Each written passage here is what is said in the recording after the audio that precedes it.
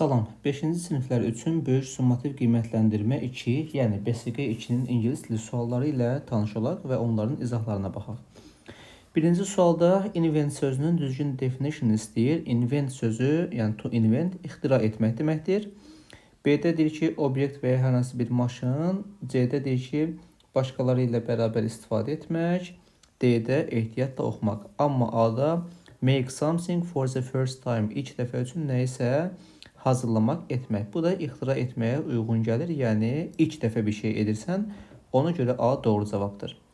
2-də bizdən düzgün antonimi istəyir. A-da tənbəl, hündür, düz gəlmir.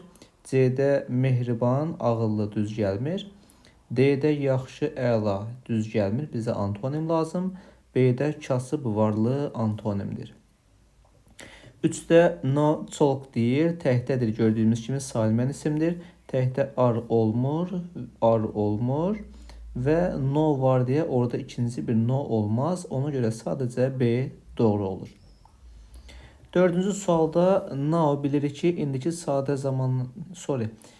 davam edici zaman göstəricisidir. Yəni to be feil ing. Baby təhdədir deyə burada ar yox, is feil ing olar. Yəni D-dəki kimi. 5-ci sualda müsbət mənalı deməli sifətlər bizdən soruşur. A-da səd qəmgindir, müsbət deyil. Boring, sıxıcı, müsbət deyil. Yəni mənfidir. Pozitiv isə müsbət deməkdir. Cruel, qəddar deməkdir. Kind, mehriban. Friendly, səmimi. Yəni D variantı. Bu arada kanala abunə olmamışsınızsa, abunə olmağı da yaddan çıxarmayın. Çünki faydalı videoların davamı gələcək. 6-cı sualda İspaniyada insanlar hansı dildə danışır? Bilirik ki, Spanish, yəni İspan dili var. Ona görə elə doğru variant B-ni götürə bilirik. 7-ci sualda deməli zərfliklərin düzgün işlənmə yerini soruşur. Bilirik ki, normalda feildən qabaq gəlir, amma am is ardan sonra gəlir. Burada tək doğru variant nə idi burada? She always tells B variantı olacaq. Bu da doğru cavab. She always tells a lie. A-da he is never olacaqdı. C-də Jack often goes olacaqdı. D-də sometimes cümlənin əvvəlində gəlirdi. 8-də insanlar avtobusa minir, avtobusa çatır. Harda? Təbii ki, bus stop, yəni avtobus dayanacağında. Xəstəxana olmaz, zoopark olmaz, kafe olmaz. 9-da isə deməli düzgün söz sırasını istəyir cümlə qurmaq üçün. Bura yazaq. My friend gives me a present olacaqdı bu şəkildə. 10-cu suala baxaq. My book problem yoxdur, amma cümlənin sonunda your gəlmir. B-də my-dan sonra isim gəlməz.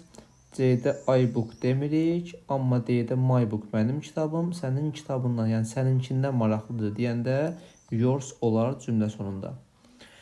Firefighter, yanğın söndürən deməkdir. A-ya bu şəkil gedir. Artist rəssamdır. 2-yə bu şəkil gedir. Singer müğənnidir. Orada bu gedir. Some any qaydası 12-ci sualda təsdiqdə some, inkarda any idi. A-da, yəni 1-də təsdiqdir, some qoyuruq. 2-də sual cümləsidir any. 3-də inkardır any. 4-də təsdiqdir, some deyirik. 5-də inkardır, any bu qayda.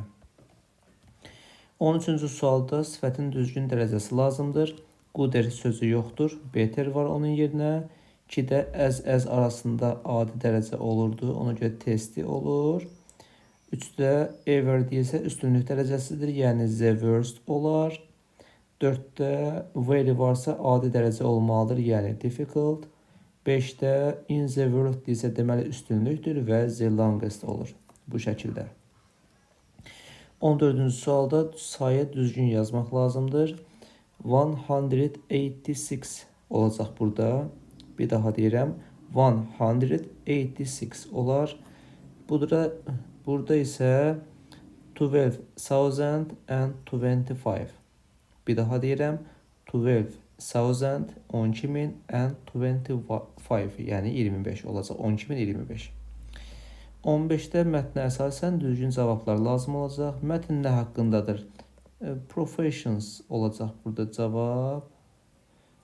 deməli peşələr haqqında idi. 2-də Susan nə olmaq istəyir deyir. Teacher olacaq. Dairəyə aldım mətndə sözü. Bura 2 yazaq. 3-də isə mühəndis hansı insandır? Yəni yollar falan tikəndir, maşın quran adamdır. Yəni buna A düz gəlir. B-də make bread çörək hazırlayan adam. C-də paltar hazırlayan. D-də uşaqları öyrədən. Amma mühəndisdən söhbət gedirdi. 4-də isə nə deyirdi? Kompüter proqramçısı kim olmaq istəyir deyir. Baxırıq ki, my friend Scott idi doğru cavab. Çünki burada kompüter ifadəsi var. Hətta sonra da bunu açıqlayır. Belə əziz şagirdlər, hər birinizə bol-bol uğurlar olsun.